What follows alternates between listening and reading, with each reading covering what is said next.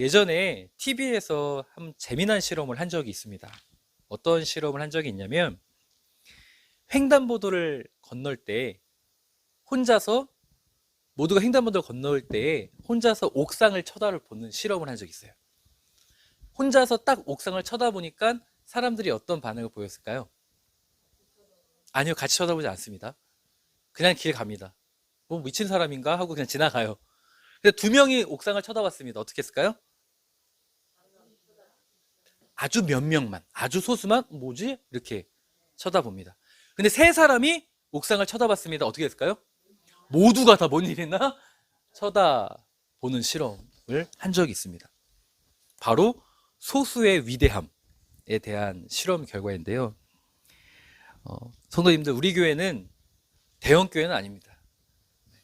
소수가 모인 교회죠. 그러나 우리가 하나님을, 그 옥상을 쳐다보는 게 전 하나님을 보는 것 같더라고요. 그 하나님을 온전히 쳐다볼 수 있는 건강한 신앙관을 가진 교회가 소수가 되어진다면 우리로 하여금 많은 이들이 하나님께로 돌아올 수 있는 정말 하나님의 귀한 사명을 잘 감당하는 교회가 될 거라고 확신합니다. 뿐만 아니라 우리 성도님들 한 분 한 분 가정이 우리가 언제 다 좋을 때가 있겠어요. 우리가 같이 신앙생활 하고 있지만 힘들 때도 있고 낙심될 때도 분명히 있습니다. 그러나 한 분 한 분이 내가 조금 한 걸음 뒤로 물러나서 좀 실족할 상황이라 할지라도 우리 다른 분들이 끊임없이 위를 바라보는, 우리가 하나님을 바라보는 그런 믿음의 일꾼이 되어진다면 내가 그렇게 바라봄으로 인해서 뒷걸음도 쳤던 그 영혼들이 다시 같이 위를 바라보는 귀한 역사가 나타날 줄 믿습니다. 그러니 우리 사랑하는 성도님들 한 분 한 분의 가정이 하나님을 바라보기로 결단하는 오늘 이 시간이 되었으면 좋겠어요. 우리가 방금 찬양했던 것처럼 주의 길을 가리, 이 고백이 때론 흔들릴 때가 있습니다. 내가 주님 뜻대로 살겠네, 주님을 의지하겠네 라고 하지만 흔들릴 때가 분명히 있습니다. 그러나 기준점이 되어 주십시오.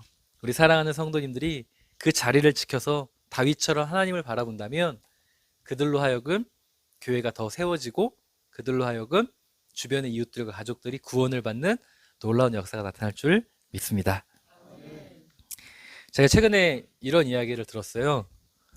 장윤서 집사님에 대한 이야기를 들었는데, 우리 장윤서 집사님 하면 떠오르는 이미지를 한번 여쭤볼까요? 우리 성도님들 장윤서 집사님 보면 어떤 이미지가 떠오르십니까?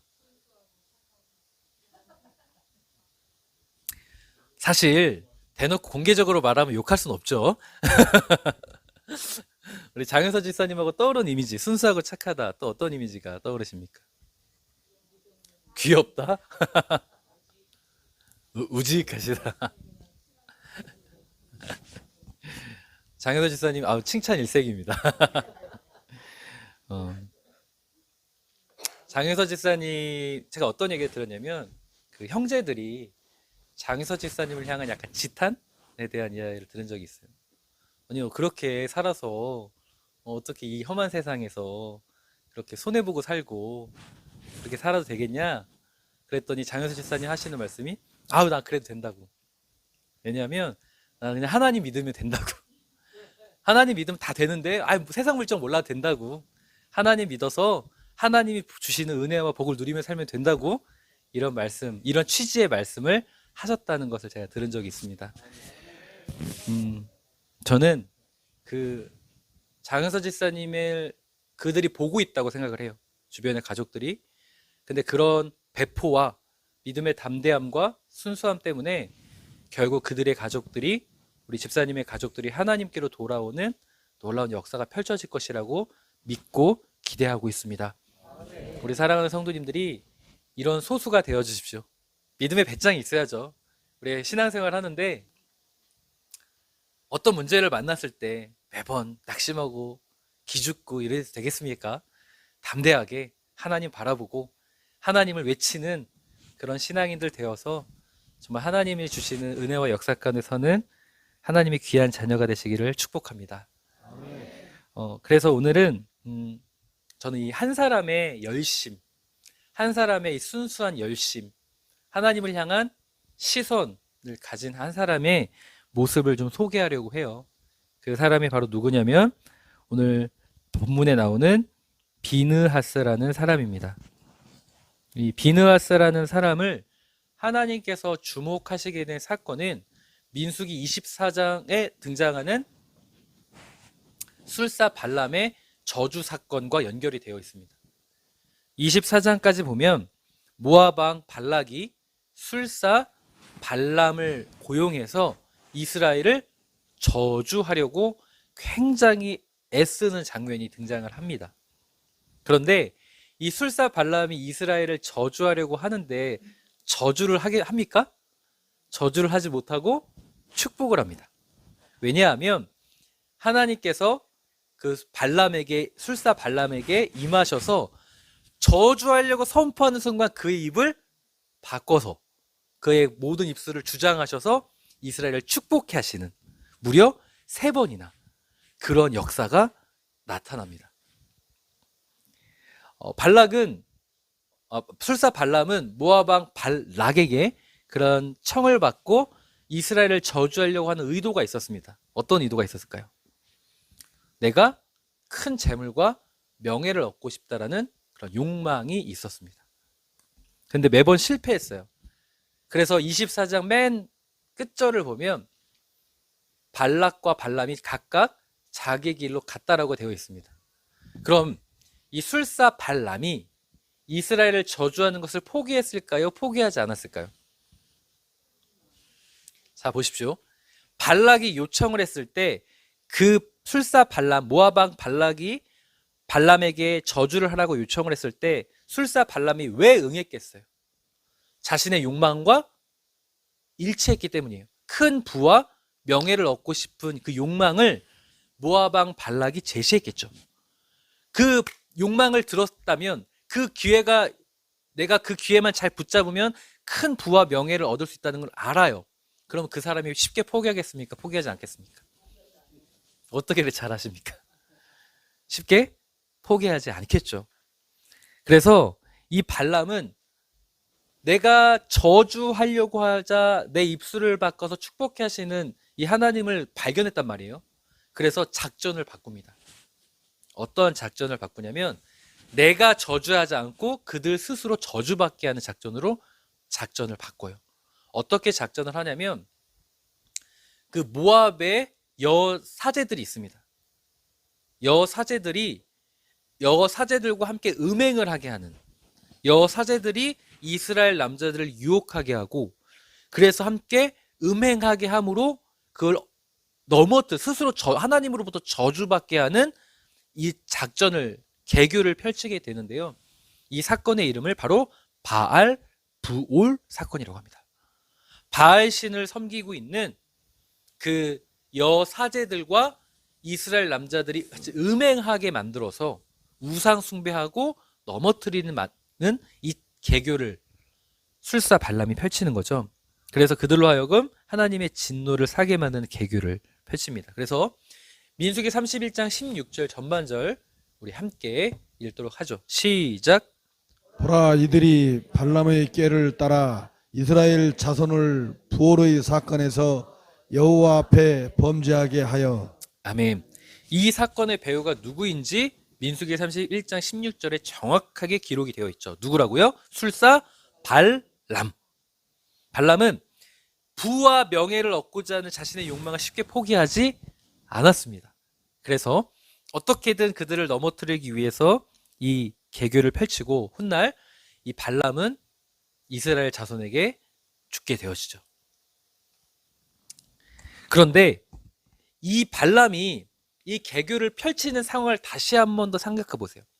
민수기 24장, 우리가 오늘 몇 장을 읽었죠? 민수기 25장을 읽었는데 25장 1절을 딱 시작하는 순간 음행을 바로 시작을 합니다. 근데 24장까지는 어떤 내용이라고 했어요?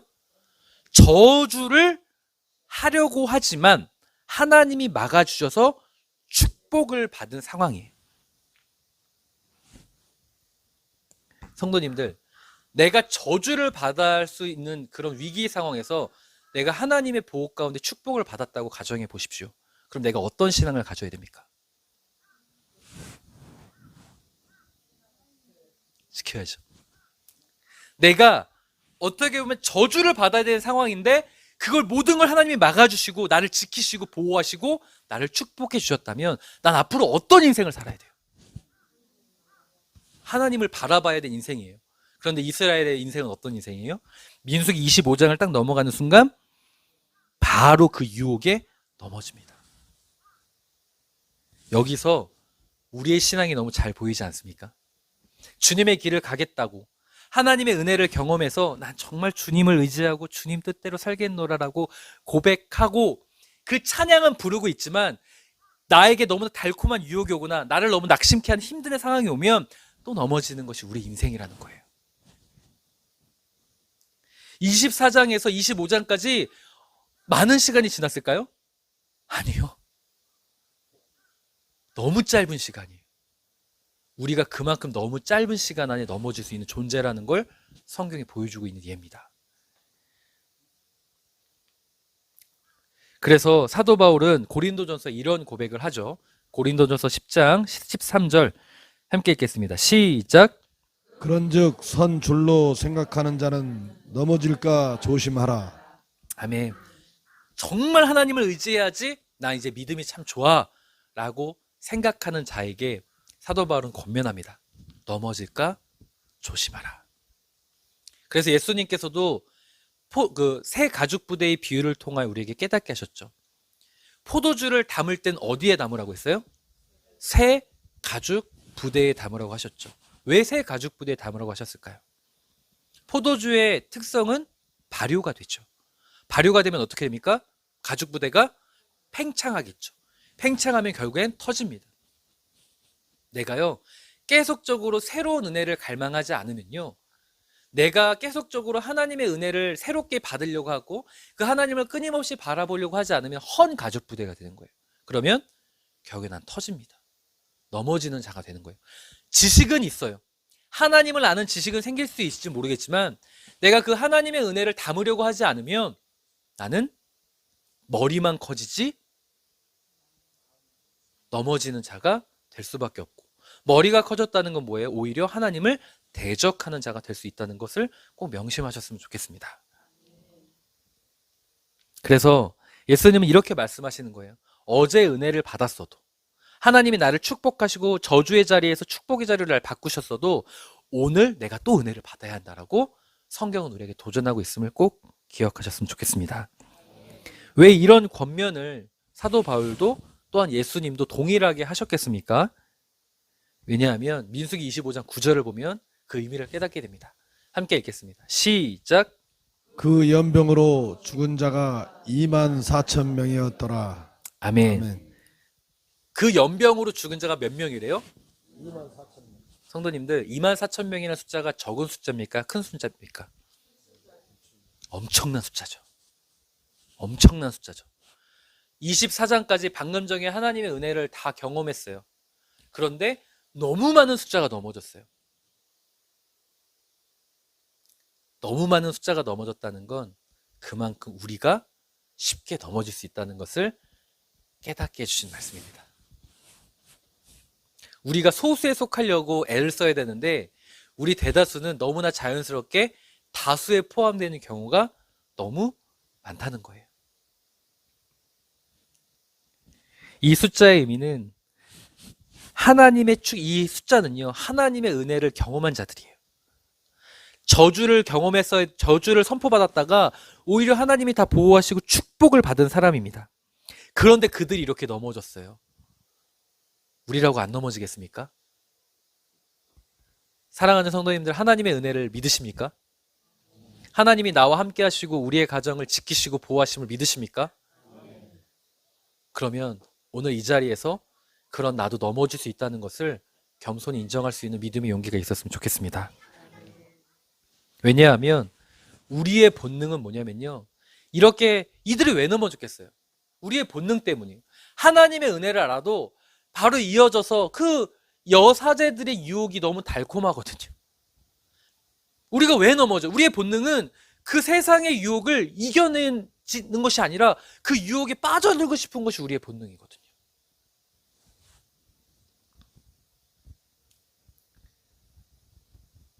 그런데 민수기 25장은 다수를 주목하지 않습니다.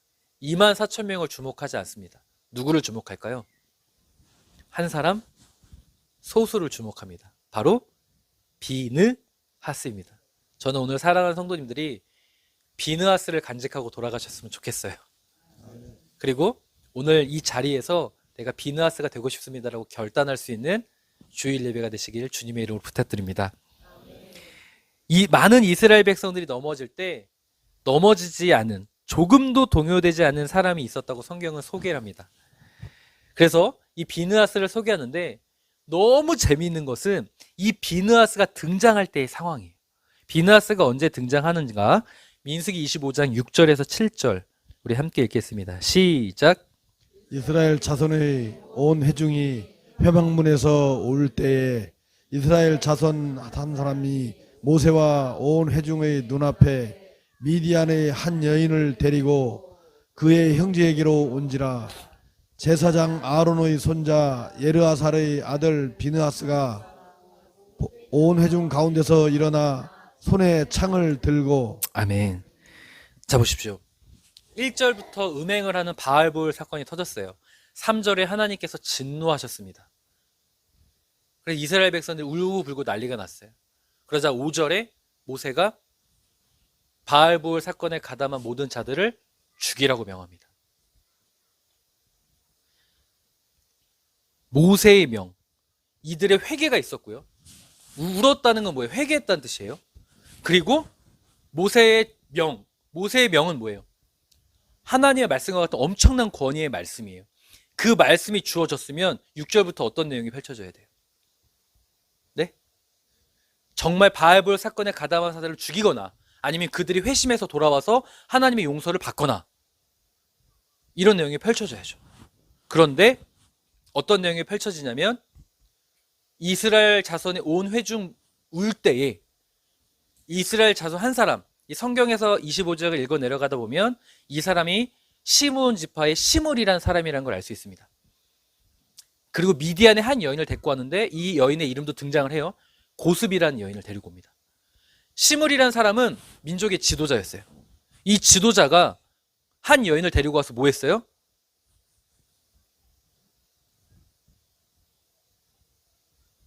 왜 8절에 등장하나요? 그들이 데리고 와서 무엇을 하냐면 음행합니다. 이 시므리가 고스비를 데리고 와서 그들 앞에서 음행을 해요. 자, 보세요, 성도님들. 회개를 하고 모세의 명이 떨어졌으면 그 내용이 어떤 내용이 펼쳐져야 돼요? 돌아왔거나 정말 모세의 말대로 하거나.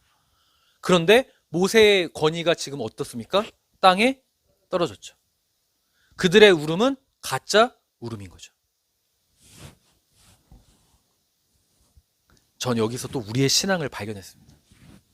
우리가요, 성도님들, 하나님의 진노가 이렇게 된다는 우리 양심이 알아요. 내가 이렇게 살면 하나님이 나를, 하나님 원치 않은 거라는 것, 하나님보다 내가 세상을 향해 나아가는 걸 하나님이 원치 않는다는 걸 내 양심은 알아요. 그리고요, 성경 말씀을 통하거나 또 목사의 설교를 통하거나 하나님의 말씀을 들어요. 듣죠. 그런데 대다수의 성도들은, 많은 대다수, 그 2만 4천 명의 숫자가 우리에게 지표를 보여주는 거예요. 대다수는 어떤 삶을 산다? 하나님의 말씀이 주어져도, 하나님이 나에게 주신 양심, 이 말씀 다 주어져도 세상을 향해 살아간다는 것을 우리에게 말아주고 있는 거예요. 우리의 신앙이 어떠한 신앙인가를 지금 성경이 꼬집고 있는 겁니다. 그런데 그때 모세의 말이 있어도 아무도 움직이지 않고 있을 이때에 누가 등장을 해요? 7절에 엘르아살, 아론의 손자 엘르아살의 아들 비느하스가 그걸 보고 분노합니다. 어떤 걸 봤겠어요? 그 둘이 들어가는 것만 봤겠습니까? 다수를 봤을 거예요. 하나님을 믿는다고 하면서 움직이지 않고, 하나님을 믿는다고 하면서 여전히 세상을 향해 나아가는 그들을 보고 답답한 거예요. 그리고 그 비느하스는 회중 가운데서 일어나 손에 창을 들고 이어지는 내용은 시므리와 고스비를 창으로 찔러 죽입니다. 성도님들, 이 경고를 듣고도 그들이 변했습니까? 6절부터 내용은 변했다는 내용이 나와야 되는데 변하지 않았습니다. 우리의 신앙이 이렇지 않습니까? 제가 매주 강단에서 하나님을 신뢰하십시오, 의지하셔야 됩니다, 아무리 간절히 외치는데 성도님들 어떤 한 주간에 어떤 삶을 사셨습니까? 제가 말씀을 읽어야 됩니다, 말씀과 가까워지셔야 됩니다, 기도의 자리를 지키셔야 됩니다라고 했는데 어떤 삶을 사셨습니까? 6절의 내용이십니까? 아니면 말씀대로 내가 그러한 삶을 살았다라는 신앙이십니까? 좀 솔직해져 볼까요?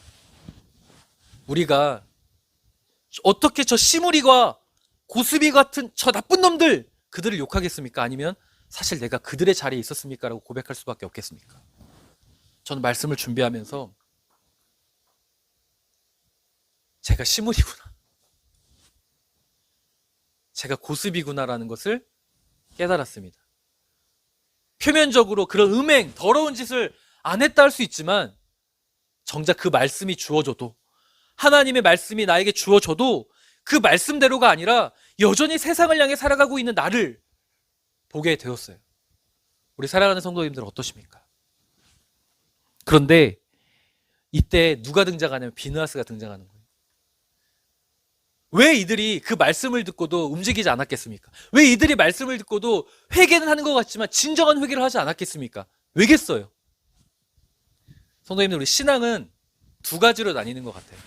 그냥 현실적인 신앙을 보면 어떻게 나뉘어지냐면 간절할 때와 간절하지 않을 때. 내가 살아갈 때 간절할 때 찾는 하나님을 찾는 신앙과 간절함이 별로 없을 때 하나님을 찾는 신앙으로 나뉘는 것 같아요. 지금 이들의 상황은요, 크게 와닿지 않아요. 24,000명이 죽었지만 아직까지 와닿지 않았던 것 같아요. 왜냐하면 아직 200만 명이잖아요. 이태원 참사가 이루어졌지만 와닿지 않아요. 우리 가족이 아니니까.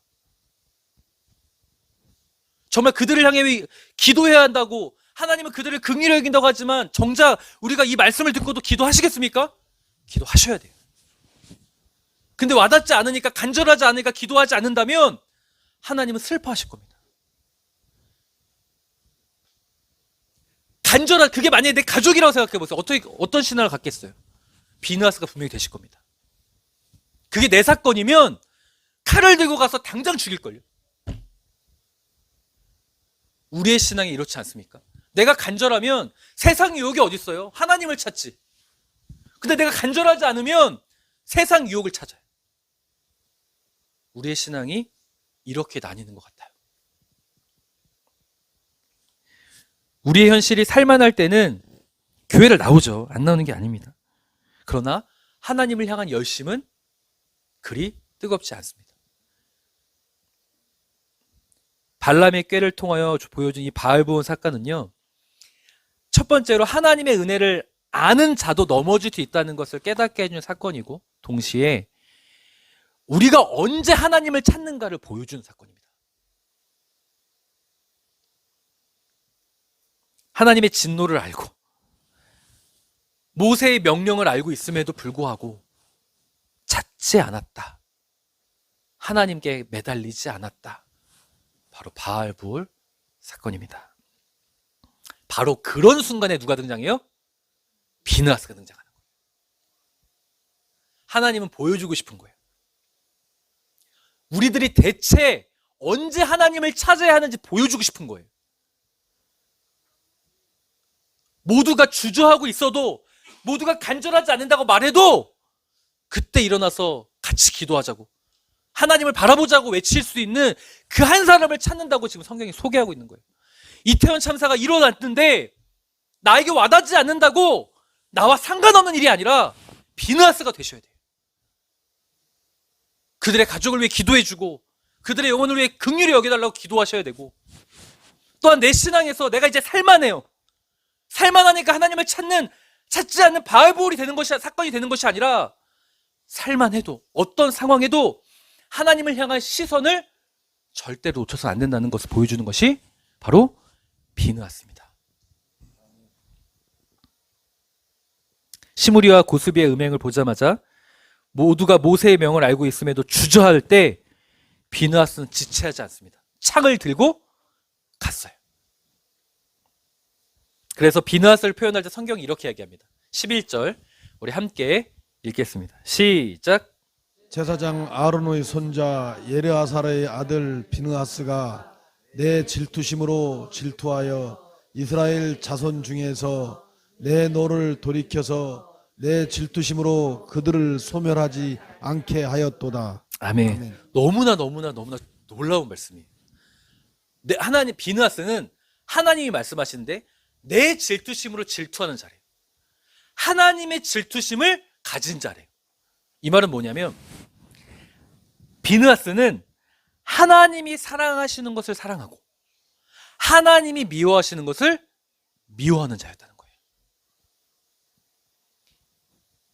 그런 자가 되면 내 노를 돌이킬 수 있는 자래요. 하나님의 뜻을 움직일 수 있는 자예요. 너무 놀라운 축복의 선언이에요, 사랑하는 성도님들. 우리가 어떻게 하나님의 뜻을 쟁취하고 하나님의 역사권을 서는지 보여주는 사건이 바울보로 사건이기도 해요. 비느하스를 통해서 하나님 보여주시는 거예요. 그들이 막 울며 회개하고 와닿지 않고 간절할 때만 찾고 no, 그게 아니다. 그럴 때 하나님의 역사가 주어지는 것이 아니라 하나님이 사랑하는 것을 사랑하고 어떤 상황에도 하나님이 미워하는 것을 미워하는 언제나 하나님을 향한 열심히 있는 자가 될 때 그런 비느하스가 되면 하나님의 뜻을 돌이킬 수 있는 축복을 준다라는 것을 성경이 선언하고 있다는 것을 꼭 기억하셨으면 좋겠습니다. 그러면서 12절에 더 놀라운 선언을 하십니다. 함께 읽겠습니다. 시작. 그러므로 말하라 내가 그에게 내 평화의 언약을 주리니. 아멘. 하나님은 약속하십니다. 나는 그에게 평화의 언약을 주겠다. 지금 오로지 한 사람에게만 지금 이야기하는 거예요. 24,000명 주저하고 있는 그들에게 하나도 얘기하고 있지 않아요. 누구에게만 이런 내 뜻을 돌이킬 수 있는 자, 그 자의 그런 축복과 더불어 내가 누구에게 평화의 언약을 주냐면 비느하스에게 주겠다는 거예요. 비느하스가 언제 등장했냐면 주저할 때, 하나님의 은혜를 알고 있음에도 불구하고 넘어졌을 때, 모두가 하나님의 말씀을 듣고 하나님의 뜻을 이런 것이다라고 가르쳐줘도 나와 상관이 없다고 생각할 때는 간절하지 않을 때, 비느하스는 그런 모든 전제를 뒤로하고 언제나 하나님을 찾는 자였다는 것을 지금 보여주기 위해서 그 시점에 등장한 겁니다. 그렇게 하나님을 찾는 자에겐 하나님이 약속하셨습니다. 평화의 언약을 주겠다. 세상이 얼마나 즐겁습니까? 하나님보다 더 크게 보이는 것들이 얼마나 많습니까? 솔직해져 볼까요? 하나님을 향해서 그렇게 간절하게 살지 않아도 살만하지 않습니까? 하나님을 부르짖지 않고 하나님을 찾지 않아도 살만한 세상 아닙니까? 왠지 아십니까? 와닿지 않거든요. 지금 당장 내가 죽지 않았거든요. 지금 당장 내가 손다리가 어디 잘리지 않았거든요. 정말 그런 일이 있으면 찾겠죠. 살만한 세상이기 때문에 우리가 하나님을 찾지 않는 바알부올의 꾀에 넘어진 자들임을 오늘 겸손히 인정할 수 있는 믿음의 용기가 있었으면 좋겠습니다. 그런데 평화의 언약을 주는 자는 그저 그런 신앙인이 아닙니다. 비느하스입니다. 하나님의 나라를 만들어가는 하나님의 자녀와 가정은 하나님의 말씀을 무시한 채 살아가는 신앙이 아니라 시므리와 고스비와 같이 이태원 참사와 같은 일이 벌어졌을 때 나와 상관없다라고 말하는 자들이 아니라 하나님이 사랑하는 것을 사랑하고 하나님이 미워하는 것을 미워하는 신앙을 갖는 비느하스가 될 때에 하나님의 평화의 언약이 주어진다는 것을 꼭 기억하시기를 주님의 이름으로 부탁드립니다. 저는 오늘 시므리와 고스비의 자리에서 비느하스의 자리로 갈 수 있는 믿음의 용기를 하나님께 구했으면 좋겠습니다. 모세의 명이 있어도 하나님의 말씀이 주어져도 그리 간절하지 않았던 나의 신앙을 겸손히 인정하고, 그래서 간절할 때만 하나님을 찾고 평소 때는 하나님께 무관심했던 나를 겸손히 인정하고, 하나님, 어떤 순간과 상황, 그것이 중요한 것이 아니라 언제나 하나님을 향한 열심을 갖는 비느하스가 내가 되게 하여 달라고 기도할 수 있는 오늘 이 시간이 되었으면 좋겠습니다. 사실 비느하스 같은 신앙인을 보면 우리가 뭐라고 하는 줄 아십니까? 극성 맞다고 해요. 너만 잘났냐? 너무 극성 맞은 신앙인이라고 말할지도 모르겠습니다. 오늘날 현대인들 중에 그렇게 생각하는 사람들이 많아요. 제가 영등포에서 사역할 때 한 집사님이 계셨습니다. 그 집사님이 교회 등록한 날 저를 찾아오셨어요. 자녀가 5명이었거든요. 그때 당시에 중고등학생 자녀가 2명 있었어요. 저를 찾아오시더니 시험 기간에도 상관없습니다. 신앙교육 시켜주세요. 정말 처음 있는 일이었어요. 제가 교육자 생활을 하면서 시험 기간에도 교회로 부르지 말고, 교회로 불러서 신앙교육하라고 말하는 학부모를 처음 만나봤어요. 너무 놀랐습니다. 이 세상에 하나님 이런 어머니가 계시다니. 하나님 너무 감사합니다. 너무 좋았습니다. 장로님 가정이 있었어요. 고3이었습니다. 제가 교회를 불렀거든요. 토요일날 기도해 준다고. 얼마나 기도해 주려고 불렀는데 욕먹었습니다. 학원 가야 되는데 교회를 불렀다고. 장로님 가정이었습니다. 그게 현실이에요. 간절하지 않거든요. 세상이 주는 것이 더 맞다고 생각하거든요. 그런데 그 집사님은 그러지 않았습니다. 세상의 열심을 가르치기보단 하나님의 열심을 가르치는 것이 더 합당하다고 저한테 생각하시고 저에게 도움을 요청하신 거예요. 열심히 가르쳤습니다. 근데 어느 날 저에게 전화를 하셨어요, 집사님이. 그러면서 저희 교회 다른 교육자님들의 잘못된 부분을 꼬집기 시작하셨습니다. 말씀을 잘 모르시는 것 같고 설교할 때 좀 이상하신 것 같습니다. 근데 제가 그 이야기를 듣다가 기분이 나빴어요. 집사님 선을 넘으신 것 같습니다. 그렇잖아요? 다른 교육자분들의 그런 잘못된 부분을 지적하길래 저도 화가 좀 나서 좀 지나치신 것 같습니다라고 이야기를 하니까 그 집사님 뭐라고 하셨냐면, 하나님께서 저에게 저도 욕먹을 거 알고 이렇게 좀 불편하지만 이런 이야기를 해야 한다는 사명을 주셨다는 거예요. 그래서 제가 잘못 받은 사명 같습니다 까지 얘기를 했어요. 그런데 제가 생각이 좀 깨졌던 것은 그분 집에 신방 갔을 때였습니다. 아파트 1층 사셨는데 최근에 그런 똑같은 분을 제가 이제 백세용 권사님 댁 올라가면서 똑같이 만났어요. 1층 대문에 말씀을 다 붙여놨어요. 그 집사님 영등포 사역 갈 때 그 집사님 집에 말씀을 다 붙여놨어요. 그런데 그 집사님은요, 아무도 시키지 않아도 사비로 매일같이 전도했습니다. 그 5단지 집사님도 마찬가지죠. 아무도 시키지 않아도 자신의 사비로 전도했어요. 제가 그때 깨졌어요. 그걸 보고 신방 갔다가. 왜냐하면 그분의 행동을 보면서 수근거렸거든요, 사람들이. 그런데 적어도 하나님은 수근거리지 않겠구나. 사람은 이상하다, 극선 맞다 할 수 있지만 하나님은 저분의 행동을 칭찬하겠구나라는 걸 깨달았습니다.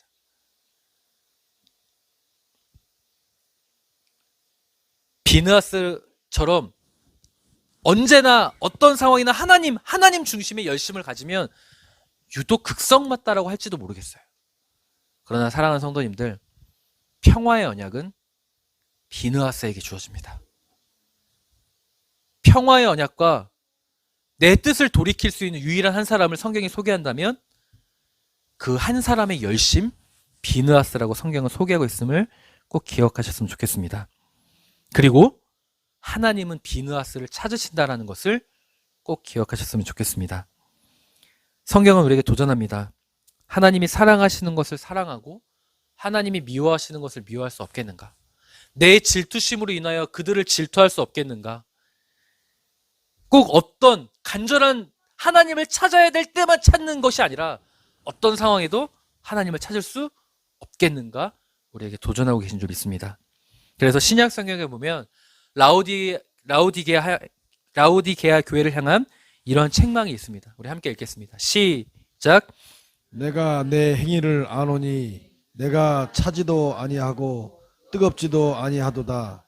내가 차든지 뜨겁든지 하기를 원하노라. 아멘. 아멘. 라오디게아 교회를 향한 하나님의 책망입니다. 이 말씀을 우리 사랑하는 성도님들 너무 잘 알고 계시는 말씀이죠. 어중간하지 말라는 거예요. 결단하라는 거예요. 너가 정말 뜨겁게 하나님을 향한 열심을 가지든지 아니면 정말 세상으로 가든지. 그런데 저는 성도님들이 세상으로 가지 않았으면 좋겠습니다. 우리 사랑하는 성도님들이 하나님을 향한 열심을 가졌으면 좋겠어요. 그래서 이 고백을 함께 했으면 좋겠습니다. 고린도후서 11장 2절 전반절 우리 다 같이 큰 목소리로 함께 읽겠습니다. 시작. 내가 하나님의 열심으로 너희를 위하여 열심을 내노니. 아멘. 사도 바울의 고백입니다. 사도 바울은 언제나 이 고백을 했습니다. 나는 정말 열심히 신앙생활한다. 나는 정말 하나님을 위해서 열심히 한다. 이런 믿음의 배포가, 믿음의 담대함이 우리 사랑하는 성도님들의 입술의 고백에서 사도 바울처럼 퍼질 수 있기를 주님의 이름으로 축원드립니다. 라오디게아를 향한 책망, 모세의 권면이 있고 하나님의 진노가 있다는 것을 알아도 비느하스처럼 움직이지 않고 24,000명은 다 주저앉고 있는 그 라오디게아 교회가 같은 모습이라고 저는 생각을 합니다. 우리가 그 다수의 자리에 있지 않고 비느하스처럼 사도 바울처럼 하나님을 향한 열심을 회복할 수 있는, 그래서 하나님의 뜻을 돌이키고 평화의 언약이 주어지는 놀라운 삶이 되시기를 주님의 이름으로 축원드립니다. 기도하겠습니다.